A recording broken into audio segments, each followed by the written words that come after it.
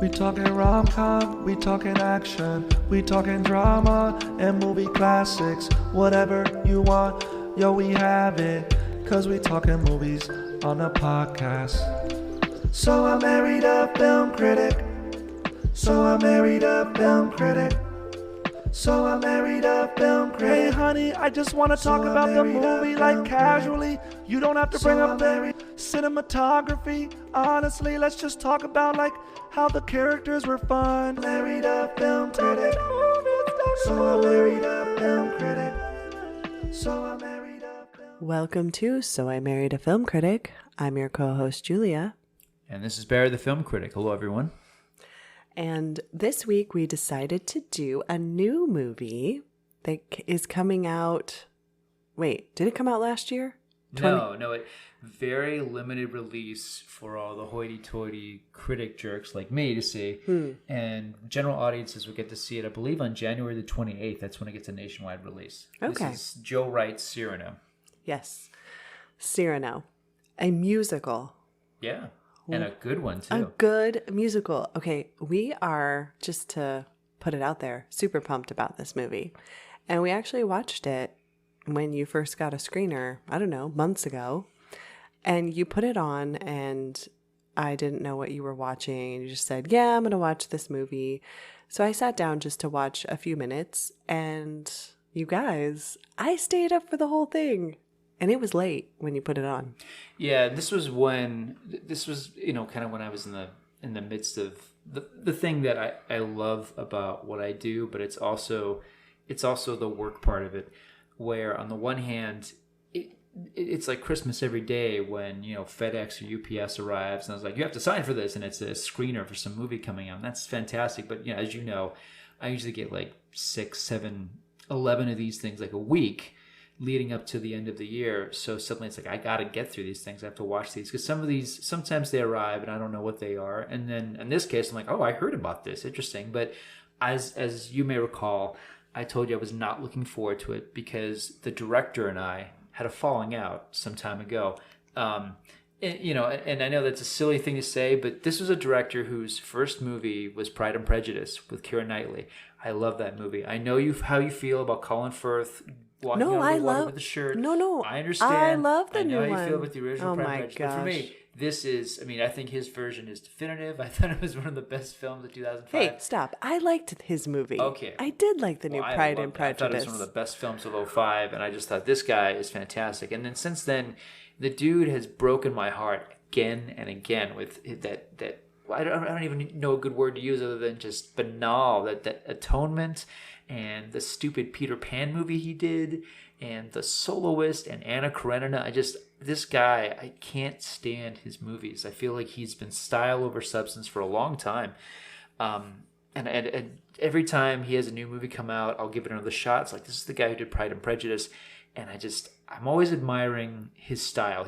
One of the things he's famous for is doing a long shot with lots of extras. These scenes that are very hard to stage, even if they're faked. Oh, yeah. Like there's one scene in Pride and Prejudice where the camera's going through the house. It's amazing. And it's all in one take. And you're like, oh my gosh, this had to be choreographed so perfectly. Yeah. But it's amazing. Yeah, and the performances he got out of that film, particularly by Keira Knightley, I think it's her best film. I just thought, man, anything this guy does next, I can't wait to see. And it's been a rough couple of years. I haven't liked anything this guy has done since. Nothing. So when I heard he was doing a remake of Cyrano de Bergerac and it was a musical and it starred Peter Dinklage, and the angle being it's not about a guy with an elongated nose, but it's going to be Peter Dinklage, the fact that he's a little person. I just thought, wow, what a terrible sounding idea. And it's a musical. That's going to be awful. And so I boy, were you wrong. Yeah, and I'm pleasantly so.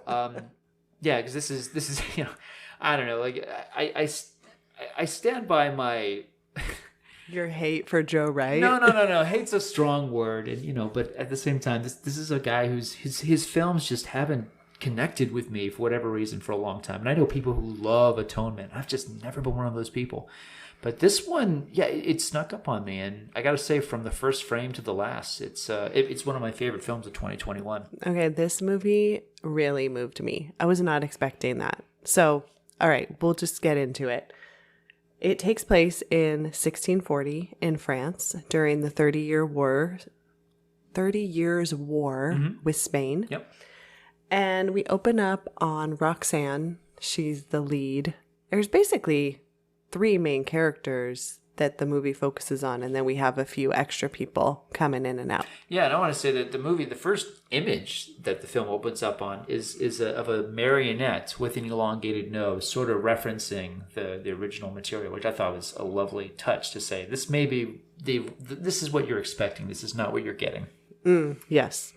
So it's Roxanne getting ready to go to the theater. She's been invited by the Duke, who is second only to the king, so pretty high up there. And her maid is telling her, you should marry him. He's in love with you. And she's just so disinterested in him romantically.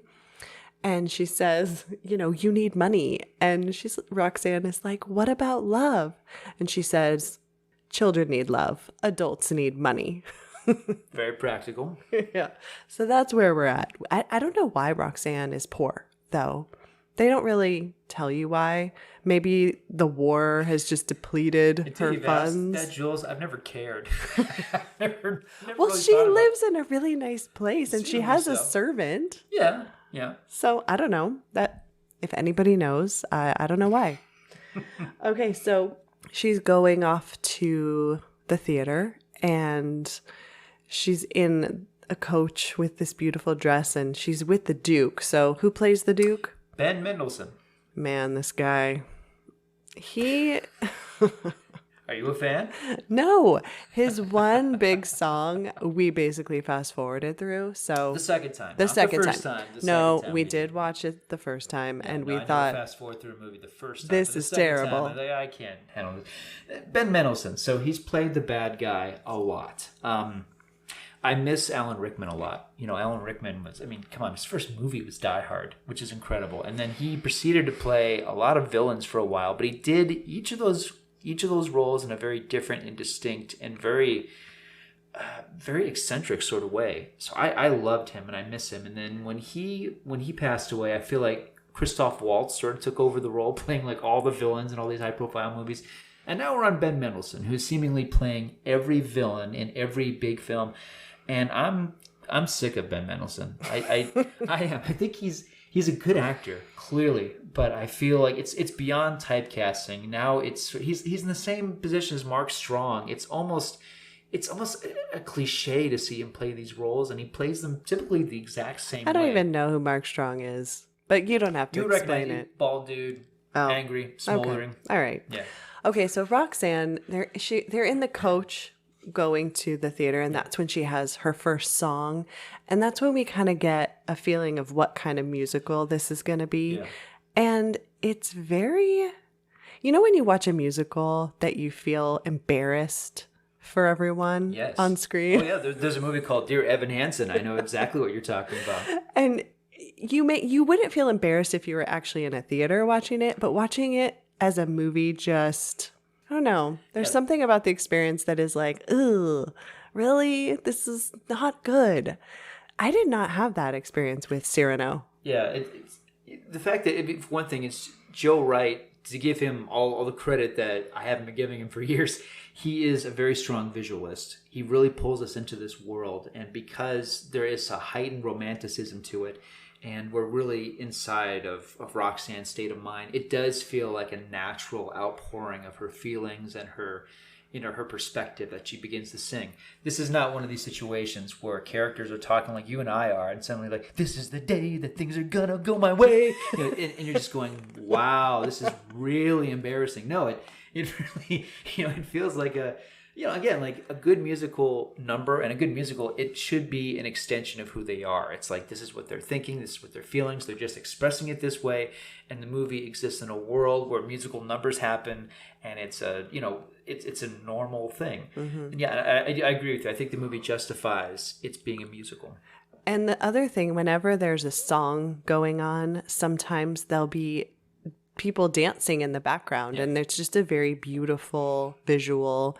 The costumes. It's almost like, I don't know, there was a part when they're in the theater and it's the same song and other characters are also singing it. So it's like the longing of her heart to find love is also echoed in the whole cast, really. So her expressions are kind of everyone's. This is Haley Bennett playing Roxanne, and I'll speak more about her later, but I mean, she's sensational in this film. Beautiful singer. She nails the role of Roxanne, and I love her performance. Yeah. I suspect you feel the same way. No, she's really good. I mean, I didn't even know who she was until, in fact, I still don't really know who she is. Okay, well, I'll talk about her as an actress a little bit later, but yeah. Okay. Yeah, so. All right, so she's at the theater to see a performance by the acclaimed actor Montfleury. Montfleury is he's adult. He's a high-minded, pretentious, awful actor. It's a great moment because it's calling attention to the theatricality of this film. It's calling attention to how pretentious and pompous this story is, as well as this presentation as a film is. And then along comes the heckler in the theater, which of all things is Cyrano, this soldier. But before that, we see Christian. Yes, you're right. Thank you. Skipped over Christian. Yeah, we meet Christian. Played by Kelvin Harrison Jr. That's a name I think everyone's going to know really well in the next coming years. This is a big breakout role for him. He's had a few, but this is, I think, a big one. Yeah, he sees her in the carriage and he's like, who's that? And they're like, oh, that's Roxanne. She's way above your station in life, basically. You're a nobody. She's amazing. And he's a guard in the French army. Yeah, he's a guard. She's obviously some kind of aristocrat, but has fallen on hard times, monetarily speaking. Why? We don't currently know. Again, yes, we don't know. It's a mystery. So he sees her inside the theater, and then she sees him, and that's when this love at first sight situation happens. It's nice. The camera really lingers on their glancing at one another for a period of time. Okay. And then he gets robbed, and yeah. Remember? Christian gets robbed? Yeah, he gets robbed, remember? She's watching him, and his purse, as it were, gets lifted. Oh, yeah, because there's some thieves in the theater. You remember? There's some people talking about how you can steal money, and they're like, what about kids? They're like, well, if they have a purse, then you can steal it. Yes, as Prince would say, there are thieves in the temple. Okay, so Montfleury is up there doing his thing, and then Cyrano starts heckling him, and at first I thought, oh, is this part of the show? But you said no, he really thinks he's terrible. Yeah, no. Cyrano is the thing I love about the character, and certainly the thing that makes Peter Dinklage so wonderful in this role. He has a personality that is so imposing, despite the fact that he has a physical attribute that makes him small in stature and mawkish in society. You know, and traditionally it's been Cyrano's nose. In this case, it's Peter Dinklage, real life, a little person playing a little person.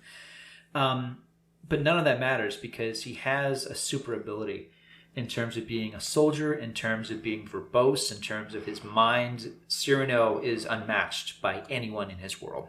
Mm-hmm.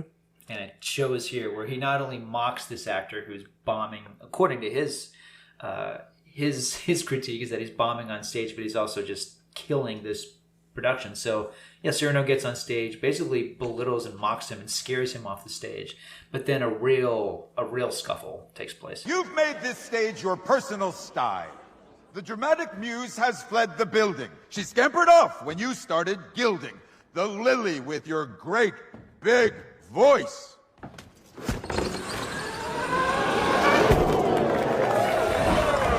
poor muse had no choice. I love this place and all it means. Poetry, romance, terror, truth. I've loved it here since early youth. Can't stand aside while you dishonor it. With your pumping and your hideous jigs. I will not abide your thumping and, dreadful wigs. Montfleury, you've abandoned the truth. You've lost your core. You don't remember how truth feels or what it's for. So now leave this stage never to return, and I'll applaud the new integrity you'll earn. Exit Montgomery! Right. So another terrible character challenges him to a duel. Yes, and mocks him for his appearance. So then you get to see how Cyrano really fights, and he's a great swordsman. Yep. And he basically beats the guy, but then lets him get away. He doesn't automatically just kill him. But then the guy who just lost tries to stab him in the back, and Roxanne is like, Cyrano! And he turns around and kills the guy. Before we talk about that plot point, I want to say they give Peter Dinklage his first number during the sword fight, and this is maybe the one with Mendelssohn, which we'll talk about shortly, is another one. But this is maybe the only musical number I wish was not in the film. I think it's a little much to have Peter Dinklage's first number as this character. It's very Hamilton, where he's not singing; he's basically doing a rap. And he's doing it in the midst of this very elaborate and vigorous sword fight. It's a bit much.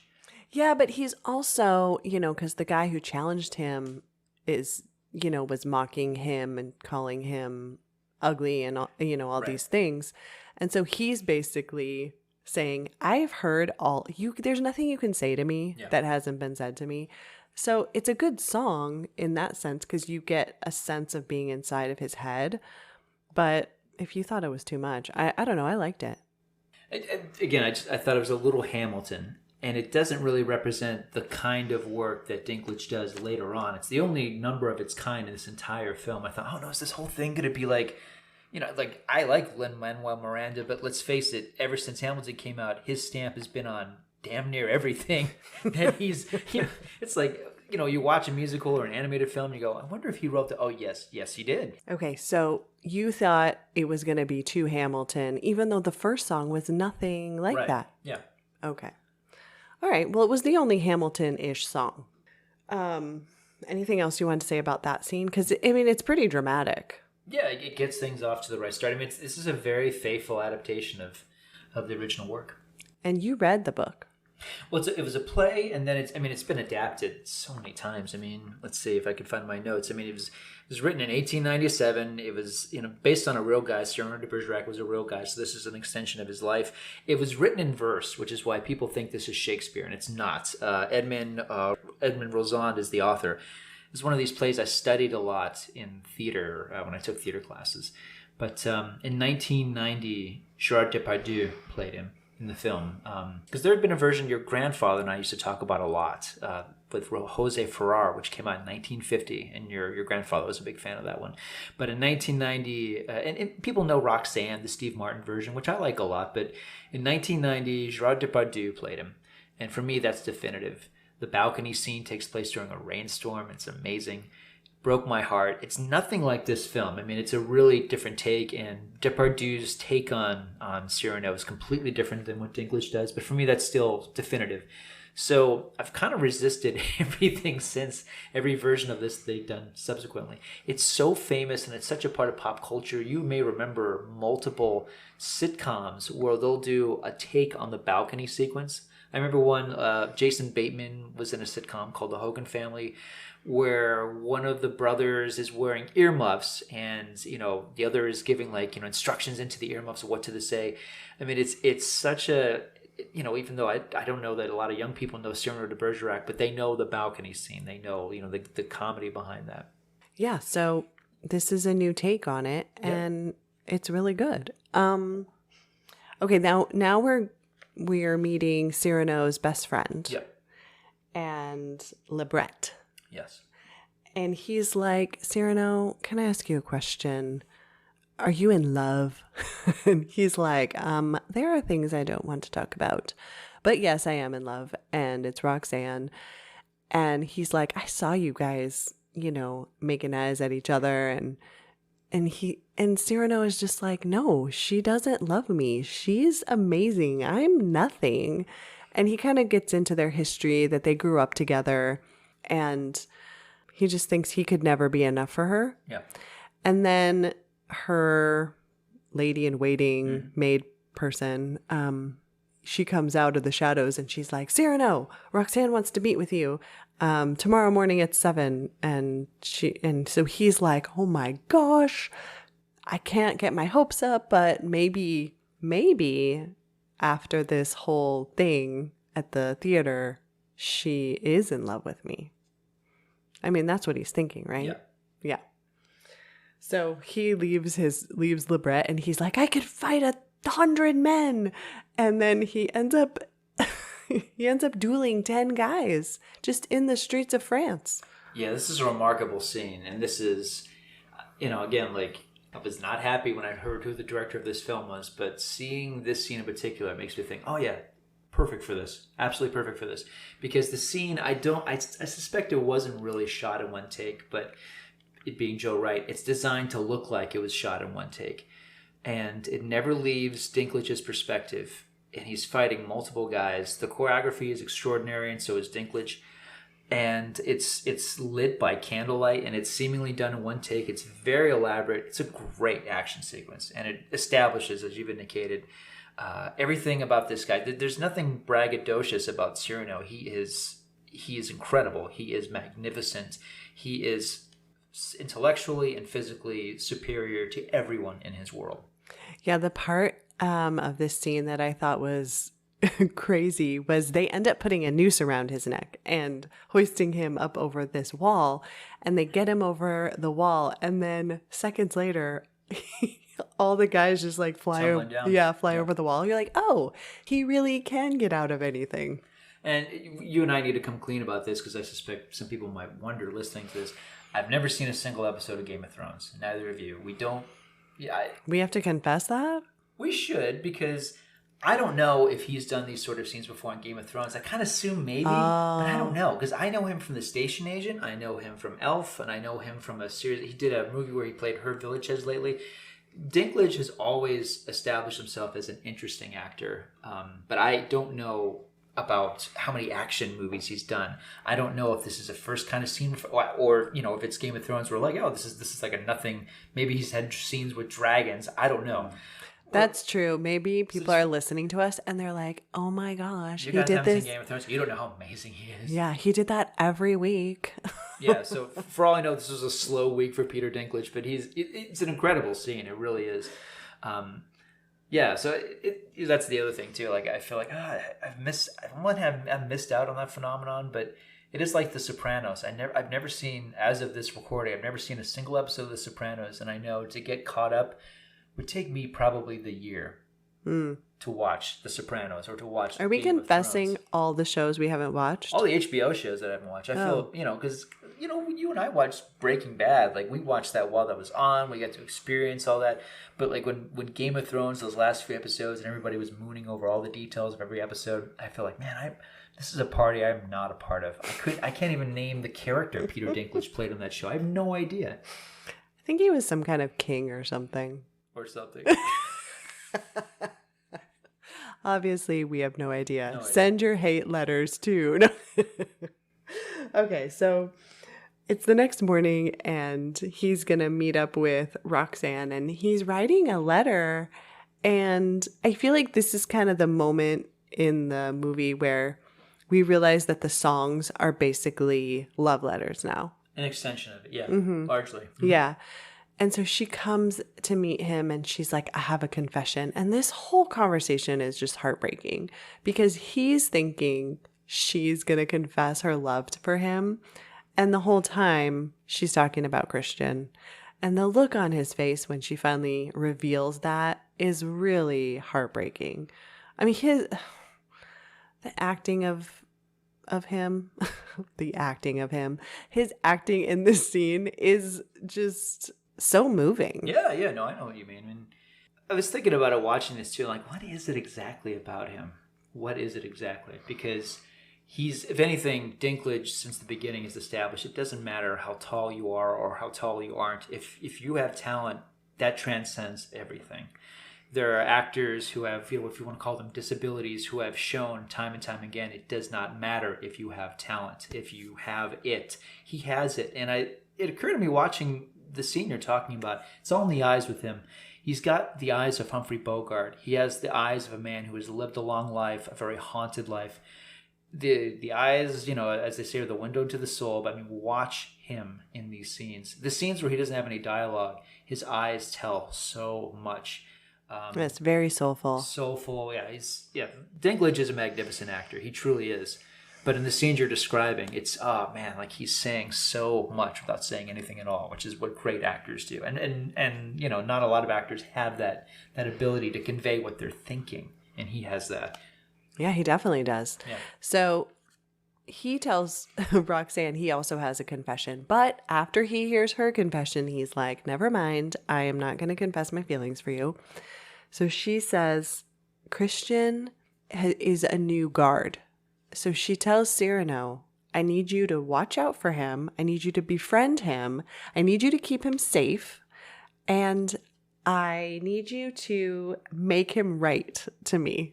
And so, of course, Cyrano's just like, okay, I guess I can do all that because I'm deeply in love with you. So I'm going to help somebody else basically win your heart. And when he meets Christian, I mean, they basically are going to duel. Yeah. They're going to duel it out. Because Christian initially is mocking him, although it's established that Christian could hold his own in a fight, but clearly Cyrano is about to murder him until Cyrano realizes this is the Christian who Roxanne is in love with, to which he embraces him. That's a detail in the original story, too. I've always loved that. Well, I love it before that where he says, I will make him write to you, but I cannot control the length or content of his letters. Yeah. Which we see shortly that's not true anymore. Yeah. Let me talk about Kelvin Harrison Jr. for a moment. He's about to, as I've said earlier, he's about to really blow up in a big way. He's playing B.B. King in the new Baz Luhrmann movie about Elvis with Tom Hanks, which is coming out next summer. He's been a standout a number of things. He's sensational in this. His voice is extraordinary. He gives such heart. I want to address something. And this is not easy for me. I'm not addressing any names specifically, and this is not any particular critics who I know personally, but there have been some movie critics who've really attacked this part of the film because they say, in a very politically correct way, that you should not have an African American playing a foolish character like this, that it's wrong, that it's dated, that it's backward thinking and not progressive to have a black actor playing a character who is something of a fool. I want to address that because, for one thing, the actor and the screenplay are not addressing Christian the way Christian normally would be. This character in the past has been portrayed as a moron, which is not how he comes across in this. He is out of his element, as is anyone in this story who is in love with Roxanne, who isn't Cyrano. So he doesn't know what to say to her. He is at a loss for words, but he is, to use that word again, he is soulful. He does love Roxanne in his way, whatever that is. It's not simply just lust. He does love her. There is a sense of the romantic, even though it is somewhat limited. But I do see Christian as a noble character in this. He doesn't always come across that way in other versions. When Rick Rossovich, for example, played him in Roxanne, he's a complete imbecile. That's not the case here. The idea is that Christian is at a complete loss for words, whereas Cyrano never is. Well, he also says, my dad told me that if you're going to be a soldier, you don't need books. You basically don't need fancy words. You need to be able to fight. You need to be able to defend yourself. And so he basically tells Cyrano, I wish I had what you had, but that's not how I was brought up. I was just brought up using more simple phrases, simple terms. I'm not a poet, which, let's face it, who of us are real poets? Like the way that Cyrano and even Roxanne express themselves is beautiful, but it's not just your average person. Right. So yeah, he's definitely not a fool or an imbecile. No. He's just, I don't even want to say he's simple. He's just like, he's a beautiful but averagely he's kind of the audience surrogate. Yeah, like we could relate to this. Yeah, guy. I could We totally can't write letters like Cyrano can. Of course, we can't love Roxanne like Cyrano can. But when I say he's more like average in his intelligence, that's not to belittle him at all. No. It's just like, okay, he's not up to Cyrano. Right. And who is? Yeah. I mean, Because Cyrano has like a superhuman intellect again, and you know you can't compete with someone like that. It says a lot that Cyrano really finds him endearing. It's expressed here in a musical number. It's with that really amazing shot of the two of them conversing, and then the camera just sort of ditches the actors, goes down this hallway, and we're seeing these military drills, and Christian becomes immersed in the military drills, and it becomes part of the choreography. And there's these return shots of Dinklage as Cyrano, and we're watching him basically fall in love with Christian in a sense, you know? Yeah, because the part when he starts singing, when Christian starts singing, he says it feels like, and Cyrano will fill in the word for him. And so that part, you kind of get the feeling of, okay, Cyrano is a teacher, a mentor. You know, he's trying to show him, hey, you can be more flowery in your words. Like, you can woo her, but it's not as easy as he makes it seem. Yeah, so I wanted to address the fact that there are some critics and quite a few people actually who object to an African American playing the role of Christian. I don't. I feel like Kelvin Harrison Jr. is excellent. I feel like he surpasses the expectations of this. And look, in a sense, I get it. All right, I've seen Soul Plane. I saw Norbit like everyone else. I understand, that having movies with really embarrassing portrayals by African American actors is unfortunate, and it doesn't help anyone. This is not that case. This is an actor who perhaps it's an unconventional choice for this role. He makes the role completely his own.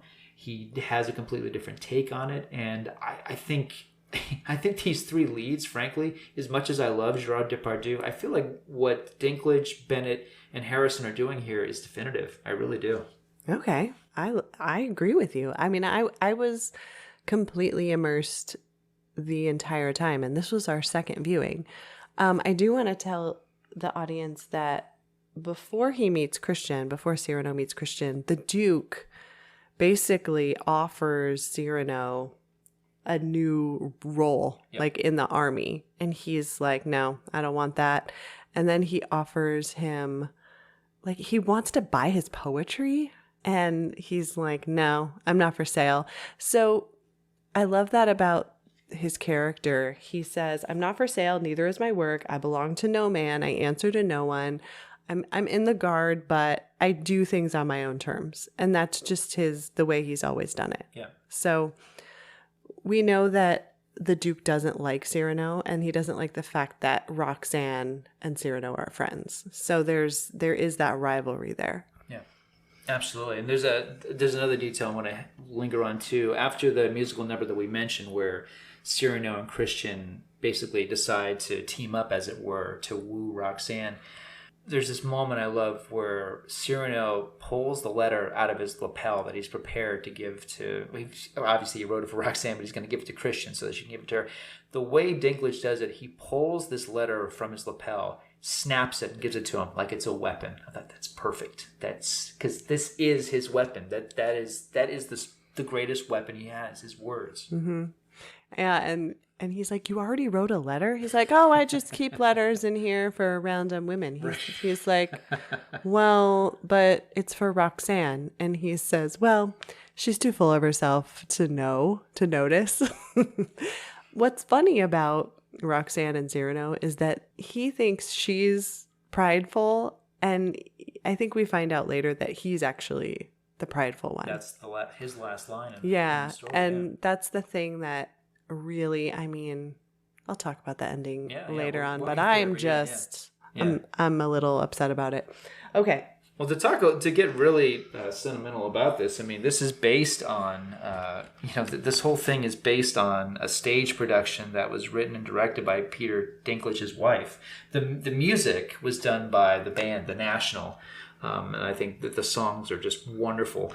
But I thought it was really interesting that it's in 2019, Erica Schmidt, who's married to Peter Dinklage, she did this version on stage. It's been done off Broadway at this point. It's never been done on Broadway, but the fact that Dinklage has done this character multiple times on stage, and by the way, he was figuring out moments to do it when he wasn't doing Game of Thrones, is amazing. And that makes him, for me, that puts him in the same echelon as like Pacino and De Niro, these actors who go back and forth from theater and stage, those are the best actors. You know, you can live in those two worlds. You clearly love this and you're clearly great at it. You don't, if you're a movie star, you don't do theater. You stay away from theater because theater will just show how weak you are as an actor. But if you're good at theater, you know, you're the master of your domain. But all that to say, you know, Dinklage, it doesn't seem like he's tired of this role. You know what I mean? To state the obvious, every scene feels so fresh with him. It's a startling performance because it's not just that it's not just that they're approaching this character from a new angle. It's not gimmicky that he's playing this character. If anything, it just feels perfect. It feels like they found a way to make us look at this character in a completely new way. And every scene, you feel the aching of this character. As you've indicated, all the scenes between Bennett and Dinklage are so heartbreaking and so beautiful. You really feel one character's... I mean, she clearly loves him, but not in the way that he wants. And, you know, the way that does she? Or does she? And, you know, in the way he's responding to that, again, it's a lot of him just reacting from the exterior, and we kind of hint at what the interior is like for him and how tortured that is. It's so moving. It really is. It is. So, okay, the fact that Cyrano and Christian are in the Guard together and that the Duke has been promoted and now he has control of putting them into this war on the front lines. And so Roxanne uses her feminine wiles to basically trick the Duke and say, you know, it would really just bum Cyrano out if he didn't get to fight. So you should just keep the guards here with the women and the children, you know. And he listens to her. So she kind of gets her way, and she uses the fact that the Duke wants to marry her to send him away. So she says, but gosh, I couldn't love anybody who wasn't brave. And he says, so I have to go fight? She's like, yeah.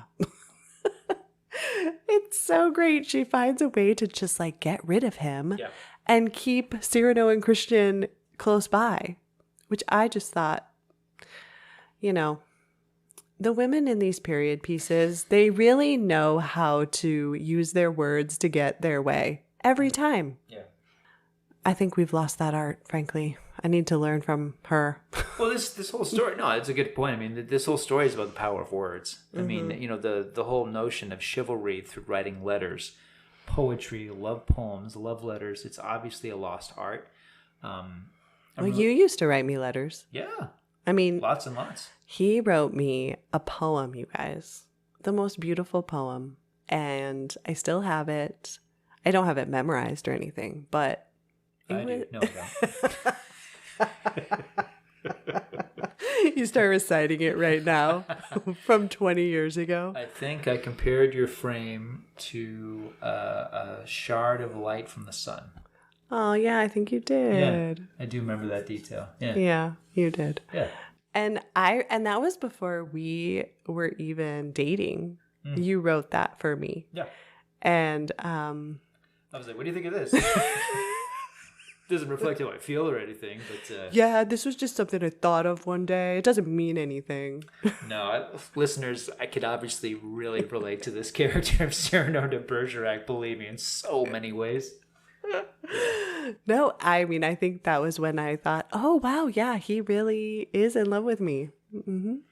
Yeah, you had a Christian, I had a Roxanne. Yeah. Oh, but see, it worked out. It worked out. All for the best. We weren't dumb like them. I don't know if they were dumb. It's a little more complicated. Well, yeah, there wasn't a 30 years war happening. Yeah, you know, I didn't have to go and fight the Spanish. Yeah. Yeah, our obstacles were not as big. A little more contemporary, our obstacles. Yeah. But anyway, so let's talk about the balcony scene. Okay, Am I jumping too far ahead? Or? No, because Roxanne and Christian have their first meeting before the balcony scene. Yeah. Disaster. Yeah. Because Christian tells Cyrano, I don't need you anymore. She loves me. I love her. You know, we've been exchanging these letters. And he's like, I can use my own words now. And so she's like, talk to me. And he's like, I love you. And she's like, okay, anything else? I love you? Oh, wow. This is not going well. And then he wants to kiss her and she's just like, oh, no. No. So she leaves. He's devastated. And then he gets, she has this great song called I Want More. And I think it's one of my favorite songs just because she's like, don't just tell me you love me. Like, tell me how, tell me why, like, break it down. I mean, you have to listen to the whole soundtrack, you guys. Sing it for us, Jules. No, I'm not going to sing it. That would be embarrassing. So she sings that song, and then Christian gets Cyrano back, and he's like, okay, I will tell you what to say, and you just say it. And then that's the balcony scene. Good night. Wait! I could no more stop loving you. I could no more stop loving you. Then I could stop the sun rising. Then I can stop the sun rising.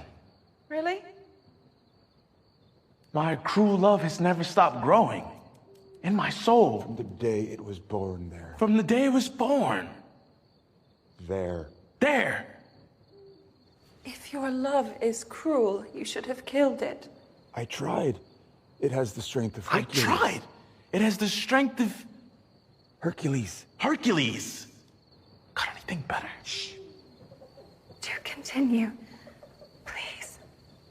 Roxanne, my love for you is so powerful. Roxanne, my love for you is so powerful. It has strangled the two serpents. It has strangled the two serpents. Pride and doubt.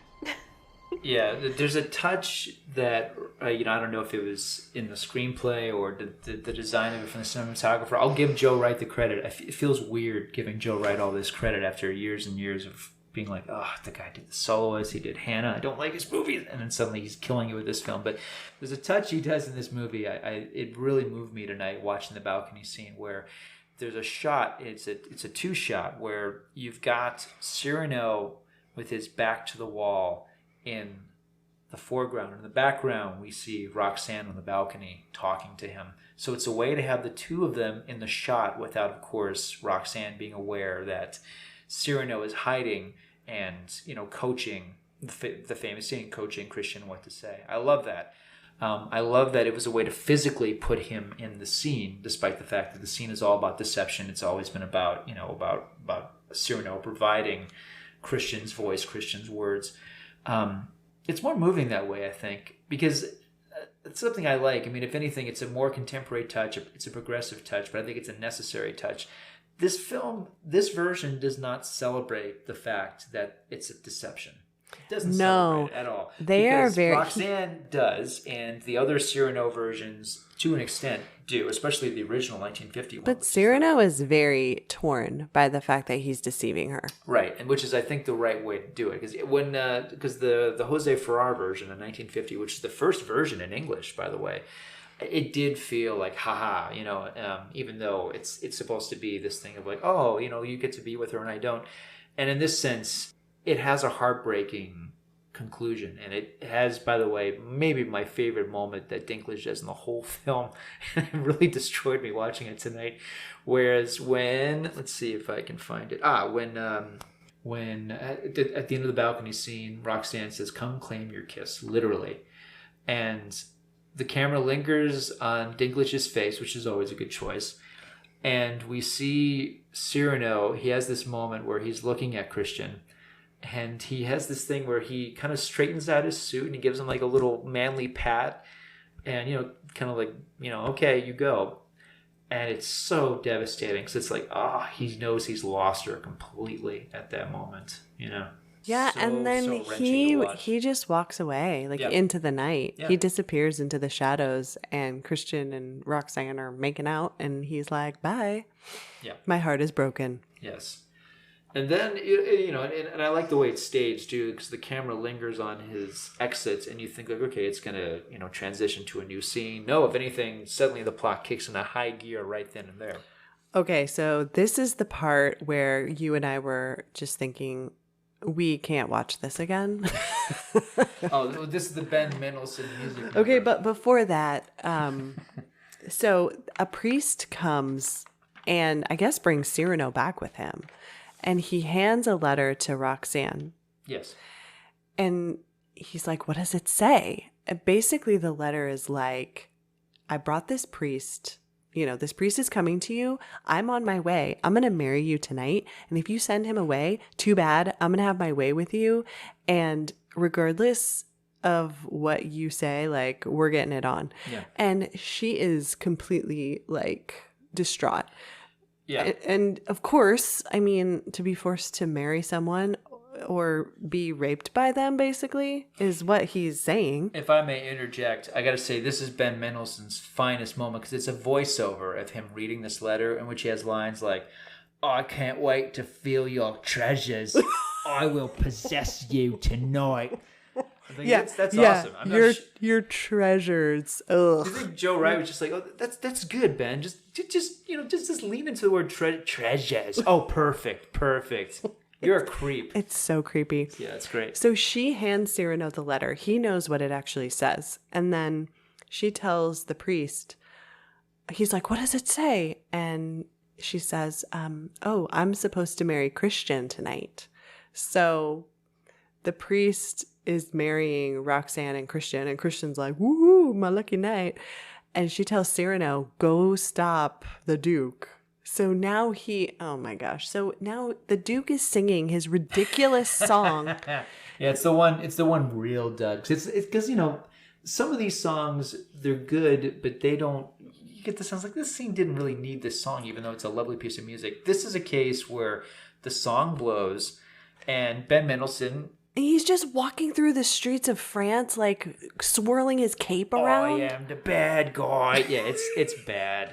And then then it's cut with scenes of the wedding, which is nice. I mean, it's beautiful, but completely unnecessary scene. Yeah. Yeah, it's strange. It's maybe the only scene in the film that feels like padding, because this is otherwise a really tight 2 hours. It's probably the only moment I thought, like, you don't really need any of this. You just have him walk in, which is what we're waiting for anyway. The idea is that, Cyrano, it's a bit of, it's been played like a bit of physical comedy in other versions where, Cyrano is distracting Dinklage from finding out what's going on until he no longer can. Great. So then he's like, oh, she married him, and then he calls her a slut, which is like, okay, you are completely an idiot. Okay, well, you're clearly the villain here. Yeah. So then he decides right then and there that these guards are going off to war. So she has to say goodbye to Christian. And moments after she married. Yeah, moments after they're married. And she tells Cyrano, like, please keep him safe and warm and dry. And he's like, I can't promise that. Please make sure he eats. I can't promise that either. Please make sure he writes. And he's like, that I can promise because I'm the one writing the letters. Right. So then, and then we get to the front lines. And, you would think at this point I would be, I don't know, kind of over this movie. But then it just gets better. It keeps getting better. Yeah. There's a bit of business that's established that every day, not only does Cyrano in the front of the lines waiting for the battle to begin, not only does he hasn't ceased writing Roxanne in Christian's name every single day, but he also has this bit of business every day where he's sneaking on to the Spanish lines, stealing food from them. And as he's about to jump away, they're firing at him, and he gives a bow and he jumps. It's great. This character is so badass. It's awesome. Yeah, he basically feeds everybody. Yeah. He gives them fruit every day. Yeah. True warrior. Absolutely. Everybody else is hanging out. I mean, they're practically freezing to death, so I don't want to make it seem like they're not doing anything. But Cyrano's really... He's doing all the heavy lifting. A lot of stuff, yeah. Yeah. So Dinklage is still ticked at everything that's happened. And so he's going to send these guards into battle, basically. And this is probably one of the most moving scenes for me is when Lebret gets word that his company is going into battle. It's a suicide mission. Yeah, it's a suicide mission. And he tells this little kid, go collect all the letters because everybody's going to be riding home. And So I guess I just called it the letter song, but it's these three guys These two soldiers. Three soldiers, yeah. And they sing about, one is writing a letter to his wife, another to the girl that he loves but he never told her, and a son writing to his dad. And it's what they want to say now that they know they're going to die today. And I cried the first time I saw it. I cried the second time I saw it. Yeah, it's interesting, isn't it? Because this is a scene they probably thought, if this doesn't work, we'll just cut it from the film. Because it doesn't really have any sort of bearing on the story, really. It's just insight into the perspective of these soldiers, what they're going through, their fears. And it's also, again, this idea that the songs, for the most part, are an extension of the longing that comes out in the letters. It's like what they're unable to say with their lips, they're able to say with their pen. And this is another example of that. And these are characters who, they really have these moments and that's it. And instead of it being a throwaway or stopping the movie cold, it's so heartbreaking. It is. And some of the lyrics say, like, tell him not to cry.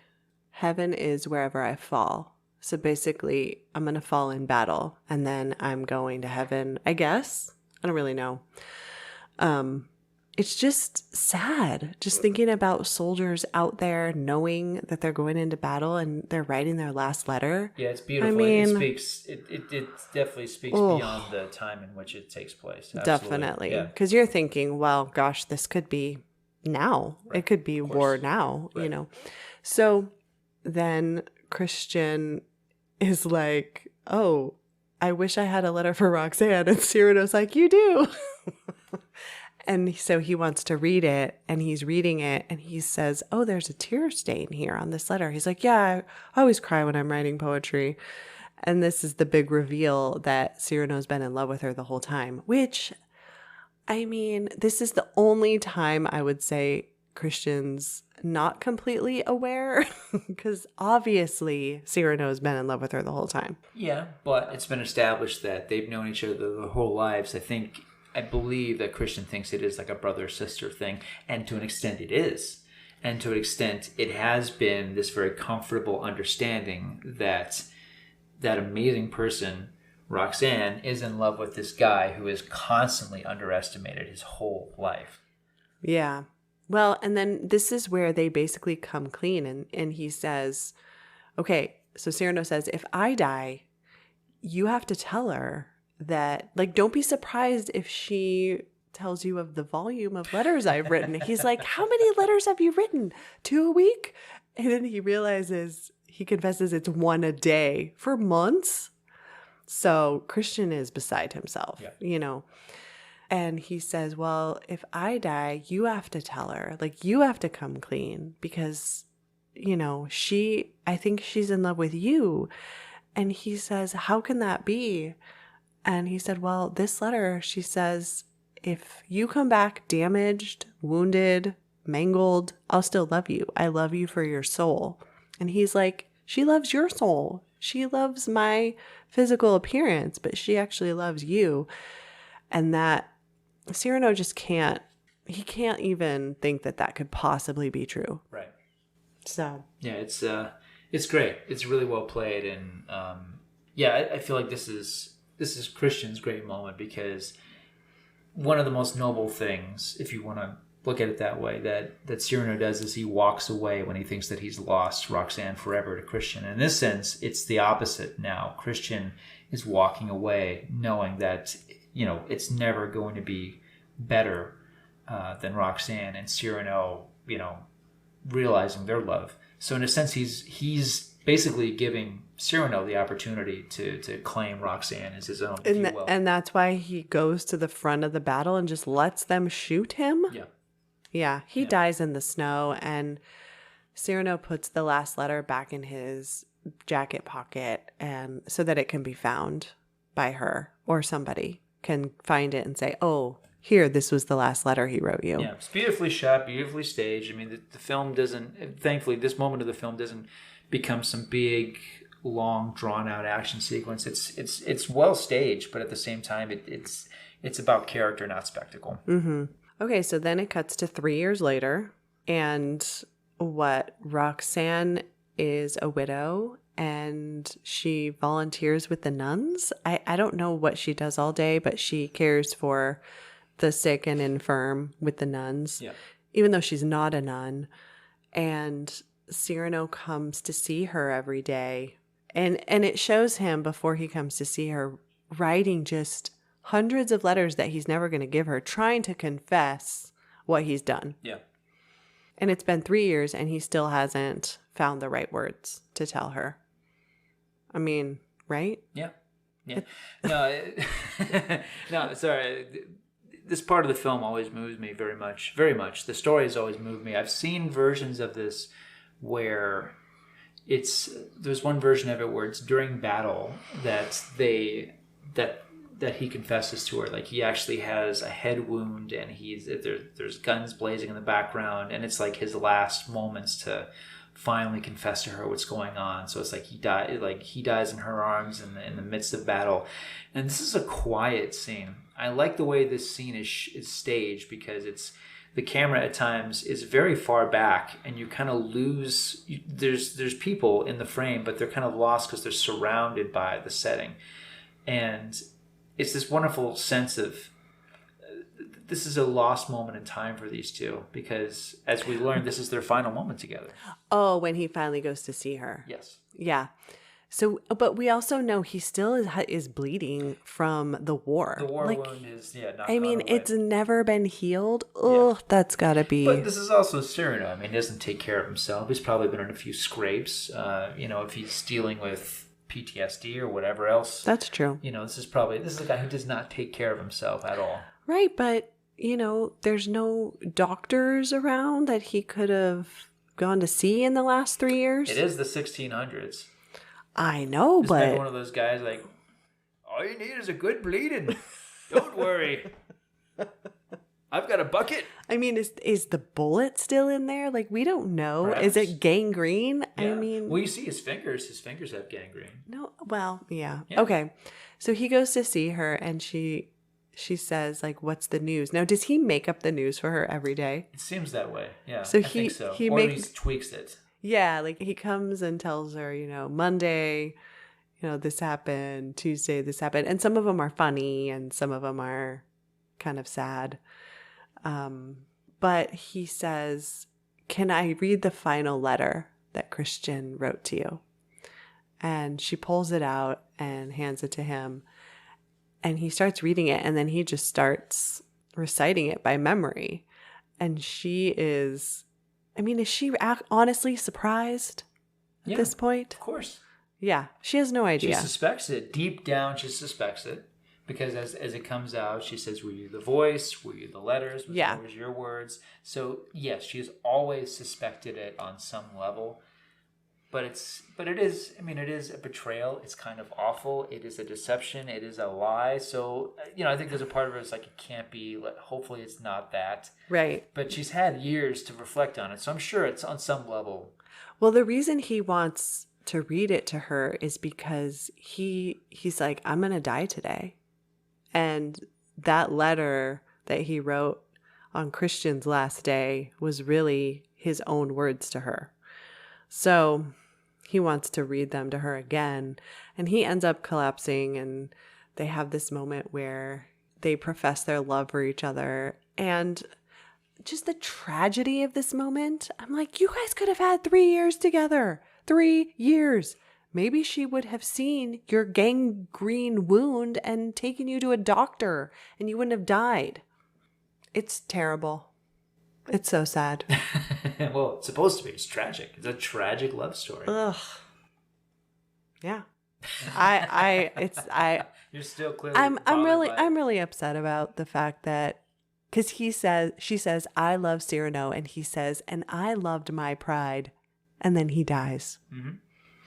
And during this scene, there's a close up. It's a very long scene where they're finally saying to each other. Some of it's in song. A lot of it's just spoken word. Where he is looking up at the ceiling, and she's looking at him, but also directly at us. And it's wonderful. It's this great visual of they're still not quite. They're not quite eye to eye. And once they are eye to eye, that's his final moment. Yeah. Yeah, it's great. It's great. Yeah, No, I mean, it's beautiful. It's just so sad. Yeah, well, it's supposed to. I mean, it has its impact, as it should. You know, if you walk away from this feeling indifferent or feeling like it doesn't touch you, then clearly it doesn't work. And I've seen versions of this where I thought, oh, that's quaint, that's kind of funny, but If this doesn't touch you, you are a heartless person. an interesting thing about this, Haley Bennett, one of her first big breakthrough roles was she was cast opposite Christian Bale in Terrence Malick's film Song to Song. And what happened is there's a still of the two of them, and she looks glamorous and beautiful in this. They're on a balcony, the two of them. And the thing is, not only did she get cut out of the movie, but so did Christian Bale. So all the footage of them is gone. And it was funny too, because you know, when the film came out, people were like, isn't Christian Bale in this thing? No, like Bale's gone, she's gone. And what Malick did, instead of just like, you know, well, sorry, you're not in my movie, he wrote a letter on her behalf to a filmmaker who wound up casting her based on Malick's recommendation. And she wound up getting a bunch of kind of showy roles, like supporting roles. She did a movie last year called Swallow, which I will never forget as long as I live. She plays... Oh, was she the main character in that? Yes. She's a woman who is married to a guy who ignores her. I did not see that movie because your description of it was terrifying. Yeah, she's trapped in this marriage to this rich guy who's controlling her. His parents are controlling her. She is like a porcelain doll stuck in a case. And what does she do to rebel? Initially, she swallows a little marble, and then she swallows a thumbtack, and she keeps swallowing more and more dangerous things as a way to gain control and agency of her life and her body.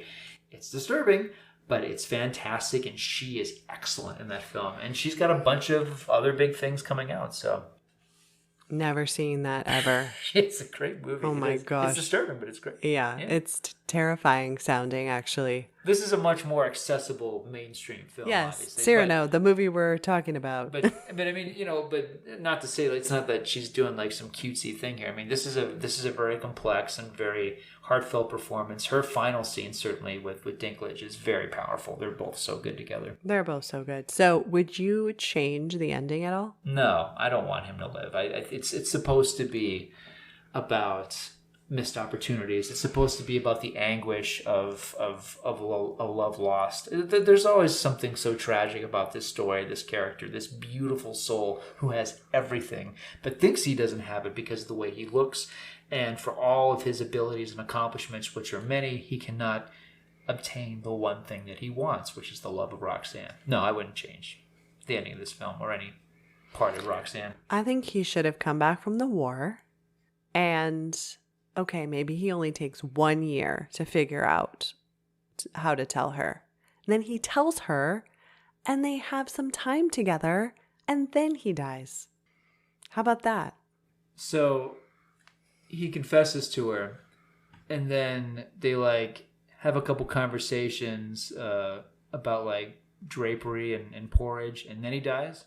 No, they like have a relationship. There's no time. He's dying. No, it's a year after the war. Okay, not but 3 he still years. has the mortal wounds. I mean, he's still going to eat it. Yeah, but at least he would have had some time with her, and it wouldn't be as tragic. Well, what do you mean by time with her? Are you talking about dates? Are you talking about marriage? Yeah, maybe they could have gotten married. No. No? No, because I think she will only be in her entire life be married to Christian. Yeah, I think, you know, that there's something, it's not only that Christian was a missed opportunity, but the way he was taken from her, literally and figuratively, is so tragic. I suspect she will never marry again, no matter what. So you think that their daily meetings where he shares the news with her and comes to see her at this, I don't know, nunnery? Yeah. Infirmary? Yeah. Is enough. Yeah, that's this is the only way he can reach her and be with her, is to be her friend, to give her amusement and distraction, and to love her with words, which is all he's ever been able to do his entire life. Yeah. It's just so sad. It is. I mean, maybe she could have helped him with his mortal wound. No, she has no idea. She doesn't know how to fix a mortal wound. She No one knows. did. She knows people. I know someone here. I'm a doctor. Oh, you need a good bleeding. let's cut off your head and then reattach it. Do you have insurance? Oh, it's just sad. I just want them to be together. This is that famous time where we're talking about, you know, doctors who, you know, had elixirs and snake oil. I mean, this is that period of medical history. I mean, remember, They could have poured alcohol on it at the time and pulled out the bullet, and then maybe it would have healed. They could have at least done that. No, I don't see it. No. You're talking about some advanced medicine for Oh the my 1600s. gosh. No. Oh, man. All right. No, I think the power of this story is that to make her accountable, you know, she should realize that this has always been the guy. She should know at some level. Oh, so she should have said something to him? What I'm saying is it is twofold. They both have these obstacles that kept them from being together. This isn't a Romeo and Juliet situation. This is a situation of two people who perhaps don't have realistic perceptions of themselves as well as the world that they live in, and that has kept them apart. So I think to take that away would take away the power of this, which is that this is where love can be an idea presented in words and in scribe versus, versus something that's a little tidier. I think great love isn't tidy, frankly. Well, that's true. But is this the type of relationship or era where she would be able to express her love for him? I mean, because the only way she gets Christian to do it is by telling Cyrano, like, hey, can you kind of help him here? Like, she doesn't tell him herself, you know? So is it just very taboo for her to come out and say it?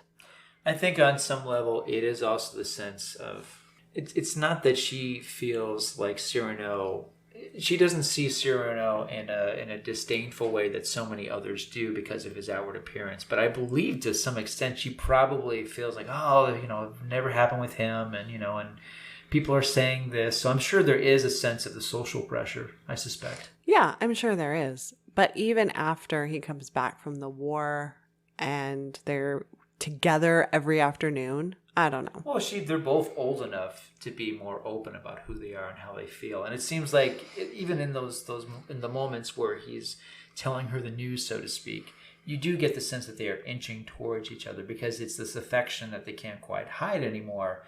But at the same time, neither of them are brave enough to fully act on it until it becomes this revelation. Mm-hmm. I'm fine with it. I am. I don't want a happy ending for Cyrano. I don't. I want him to die in agony. Yeah, but he dies in her arms. I think for him, that's it. That's as good as it gets. Yeah. So I think the only thing we would change about this movie is probably that one song that we both dislike. Yeah, Ben Mendelsohn is a good character actor. He's not a singer, No. But I don't know if that moment allowed him to sing. But yeah, it's pretty bad. Yeah. Yeah, it's the only scene of the film. That's probably the only scene I would say, yeah, you could cut that out. Yeah, but I don't. Some have said this film is uneven, and I think some critics I know, critics I don't know, they think the movie's kind of hit and miss. I do love this film. I really do. I think it's way more hit than miss. I certainly agree with that. No, I think this is one of the best films of 2021. I think it's the best musical of 2021, and Haley Bennett and Kelvin Harrison Jr. I think that is his name. Let me make sure I get that right. Yeah, Kelvin Harrison Jr. I've been saying it all night. I don't know why. It's getting late. But they're terrific. But yeah, Peter Dinklage, his performance in this is towering. He's incredible in this. He's a fantastic Cyrano, and this is a great vehicle for him. I feel like MGM isn't really doing the greatest job letting people know this movie is coming, and they should, because I feel like it could be a huge sleeper. If The Greatest Showman, which is not the greatest musical in the world, if that movie could be a surprise blockbuster, I don't see why this movie can't, because I don't think anyone who sees this won't be moved by it. Yes, I agree. Go out and see Cyrano or watch it on streaming. I have no idea. But see it in the How is theater. it coming out? It opens on the 28th In theaters? Oh, okay. So I hope people do I hope, people, obviously I want people to be safe and go to a theater where they feel safe. If you have that opportunity, if you have that luxury, see this on the big screen. See it with someone you love. See it with someone who loves musicals or just wants to see a great movie. Yeah, agreed. Yeah. All right. I think that wraps it up for our discussion of Cyrano. Good night, everyone. Good night.